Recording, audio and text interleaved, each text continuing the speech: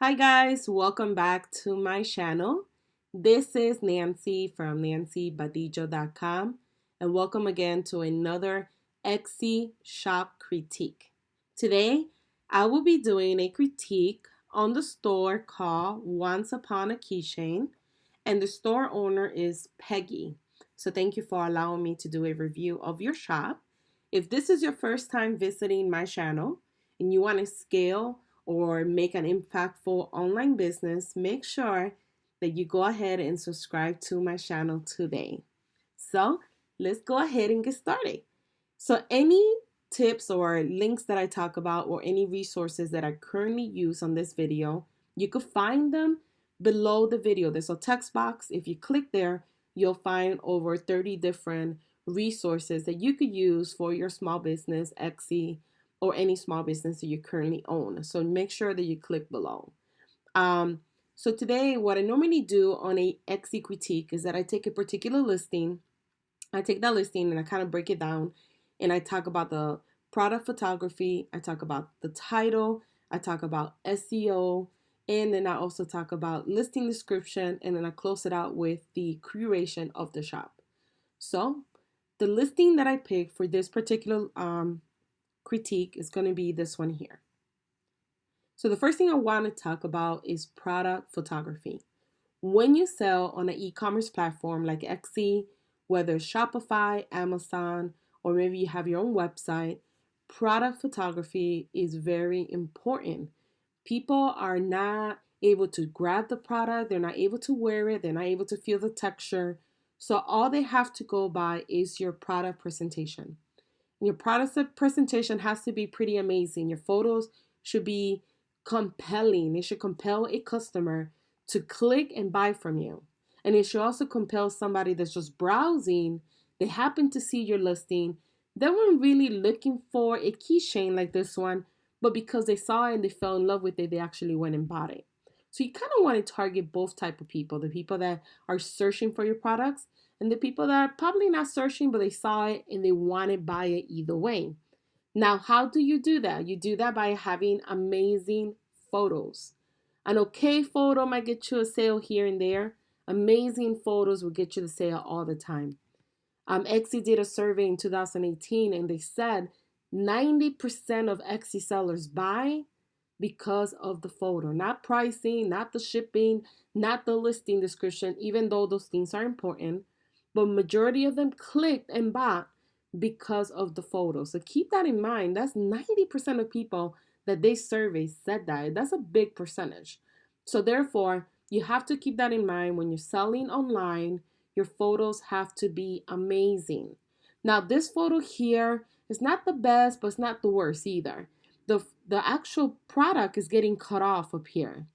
So you want to make sure that when you are listing a photo on Etsy, that your photo is not getting cut off, because what you want is that when the person is shopping, they want to look at the photo and be able to know exactly what you're selling. If they have to guess what you're selling or they're not really sure that this is a keychain, they're going to continue browsing and they're going to go to your competitor.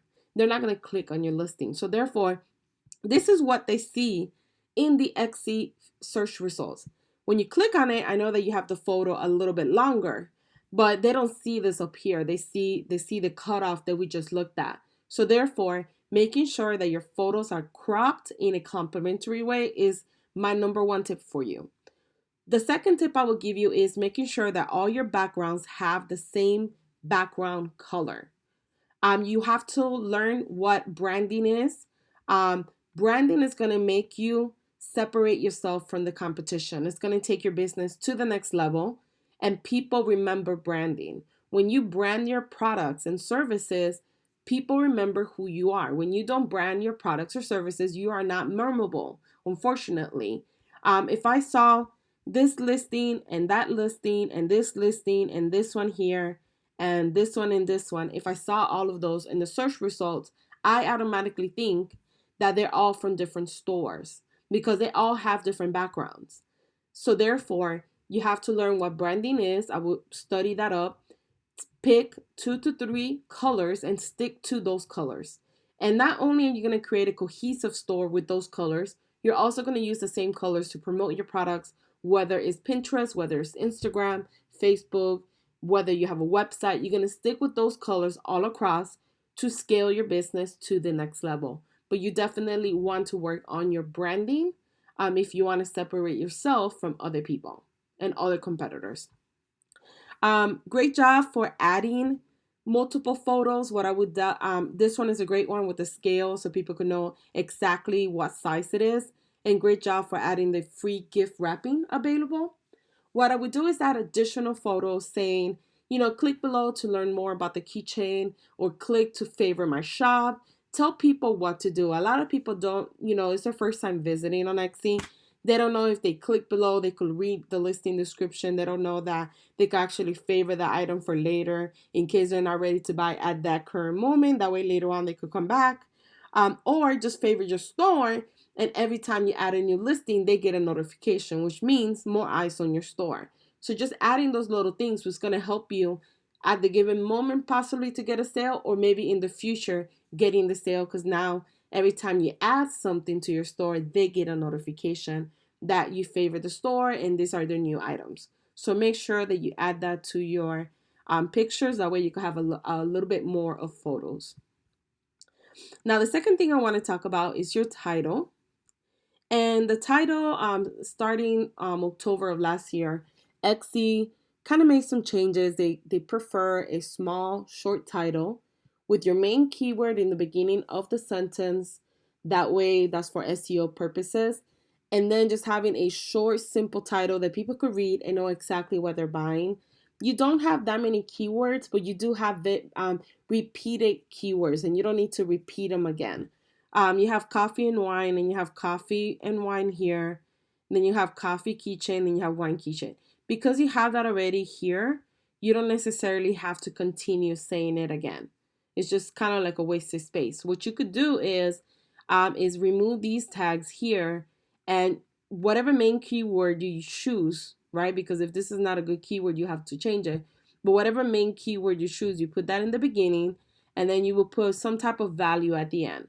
Why should they buy this keychain from you? Add value to your titles, and you will also want to add value to your listing description. Talking about SEO, the first thing I noticed with your listing, I'm using eRank, formerly known as XERank, just in case, guys. eRank, what I noticed is that you do have a great system of a name, but your keywords are not that great. And I talk about this on another video, everything you need to know about Etsy grades. Keep in mind, Etsy grade is a checklist system. If you put a title, you get a check. If you put if you use all 13 keywords, you get a check. If you use a number amount of characters in your listing description, it is marked as good. If you use more than a certain amount of photos uploaded, you get a check mark. The more you do that, you get, if you do all the steps that are required, you get an A.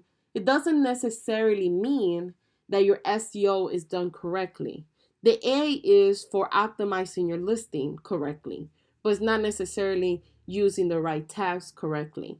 So therefore, looking at your keywords, you do have a lot of keywords that are very competitive, like wine lovers, coffee lovers, purse charm, gift for friend. All of these are very competitive.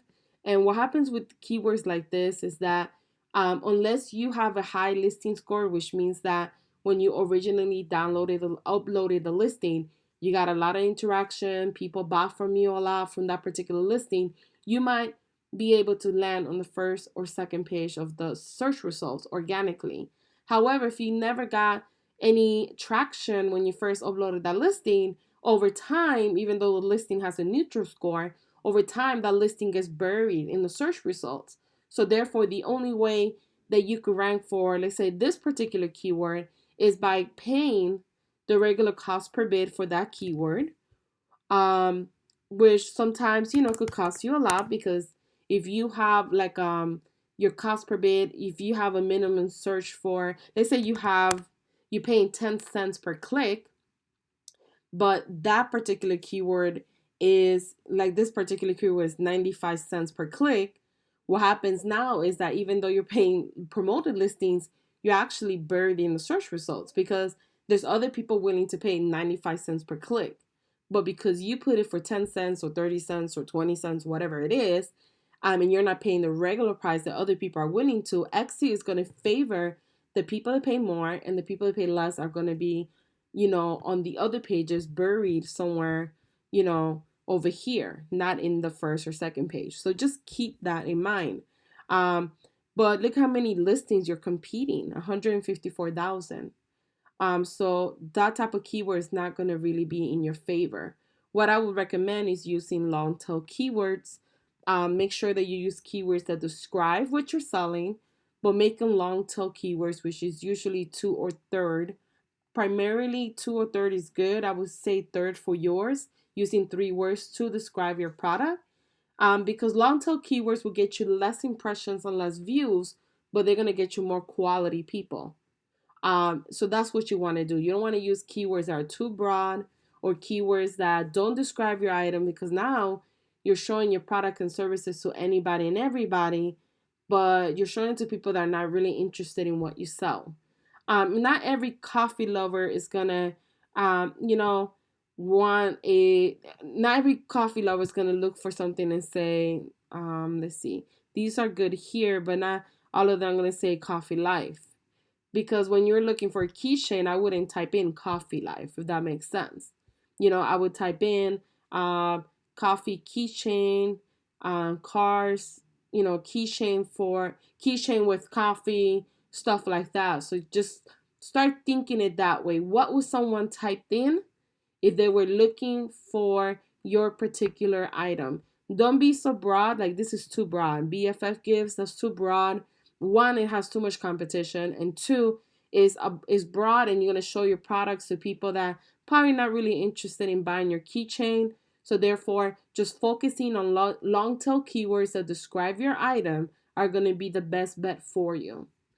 But yeah, you will definitely need to do your keywords, even the ones that have not that much competition. As you can see, search volume is very low and engagement is very low. So those don't even work for you either, because that means that not too many people are using the tags, which is good. But then the downside is the search is low and the volume is, like, the engagement is low. That means that barely anyone is looking for those keywords, and barely anyone is engaging, like clicking on those actual listings that are already up. So that means that you're using those keywords, and they're really going to drive you the traffic or the money that you're actually looking to grow your business to. So I would just redo the keywords all over again. Now, the next thing I want to talk about is listing description with a little bit of SEO as well. So your listing description should be anything and everything the customer should know about your product and services. The first thing that you want to do, this is something that I've been working on my stores. I have one store that has over 10,000 listings, so I've been fixing that one, and that one's been taking me a long time. Is that your main first 155 characters is considered your meta description. That should have your main keyword, and it should have a compelling message about your product and services. This is what people see. It's a snippet of what people see when they find your product on Google, and this is how it looks on Google. But right now you just have a whole bunch of keywords. You don't have a call to action. So what I would do is just change it and put in your main keyword, write a compelling message, and make sure you add a call to action. A call to action is saying, click to get your coffee chain today, or click to learn more about our products, or click to get yours today, or click to buy now, or click to shop now. Whatever it is, adding that call to action there is going to help you get the click-through rate and also increase impressions, views, and more people to your store. And this is pulled directly from your listing description, and is pulled from here.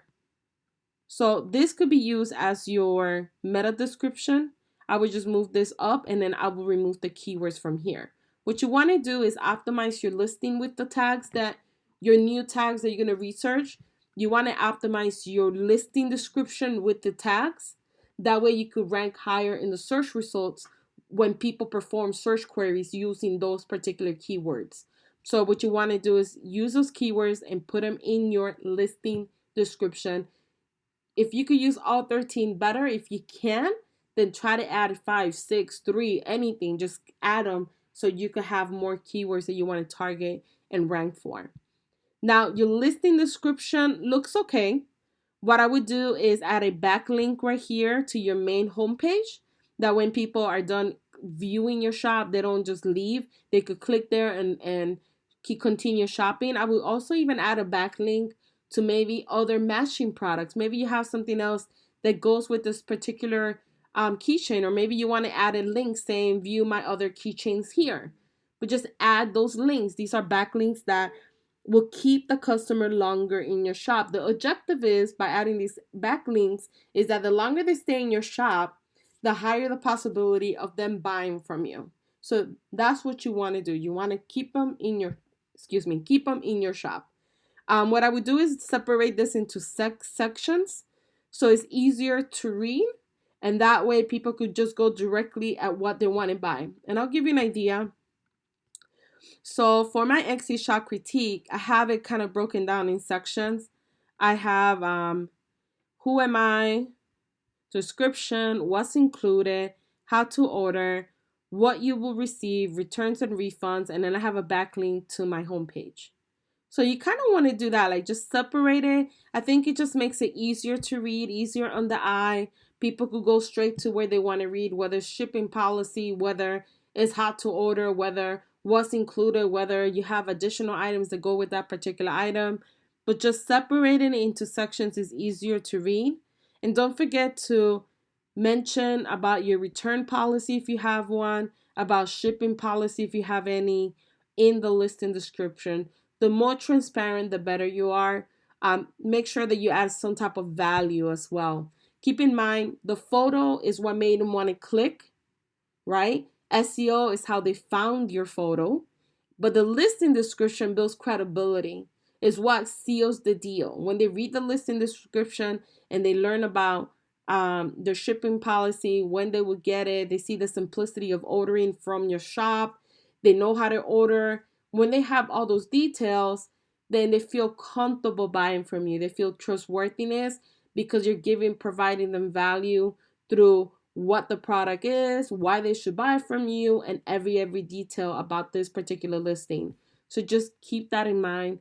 Fixing it a little bit, rewording it a little bit will make wonders. But so far it's good, but we want to take it to the next level, which is excellent. So let's go ahead and look at your store, your overall store. So I think that your banner is pretty.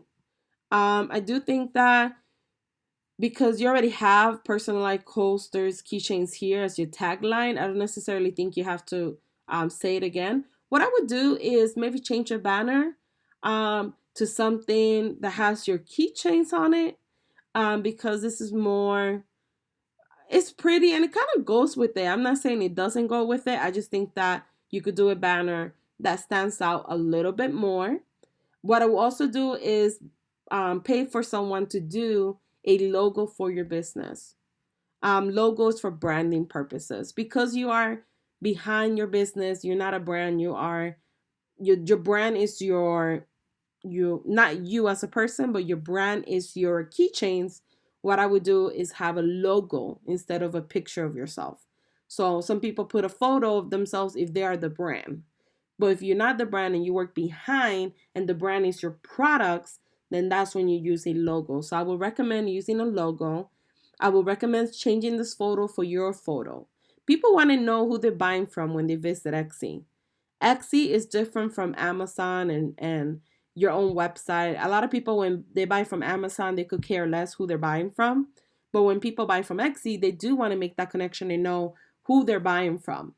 It's more personal, right? They want to know they're buying this beautiful item from your store that's handmade, that they can't get anywhere else. So they want to make that connection with you. So therefore, make sure that you add a photo of yourself. I will add the photo right here too as well. So when people are reading your About Me section, they see it. Great job on your About Me section. Great job of adding photos of your studio, which is really, really pretty. So in that area, I don't think you have to change anything, but just add the photos. Great job on your reviews. Obviously, as you already probably noticed, you're always going to have a little bit less reviews than the sales, and that's just how it works. There's things that you could do, maybe add a thank you card, exceptional customer service to get them more, to get more reviews.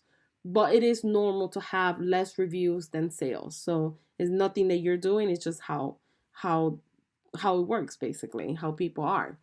Um, but yeah, these are my tips for your store. Don't forget to study up branding. So therefore you have a cohesive look, a cohesive aesthetic that when people look at your store and they see it, they happen to see it somewhere else, they know, oh, that's from that store. They'll recognize you, Peggy, as an authority and as a brand versus just, just random photos with different colors and then it's not memorable. But these are my tips for your store. I hope that you guys enjoyed this tutorial. If you guys have any tips for Peggy on how to improve her shop, make sure you leave them below on the comments section. I'm trying to create a sense of community where we all come together, we share tips, we help each other out. So don't forget to please like this video, leave a comment below, and share this on your Facebook page or on your Twitter. And don't forget to subscribe. Thank you guys for watching.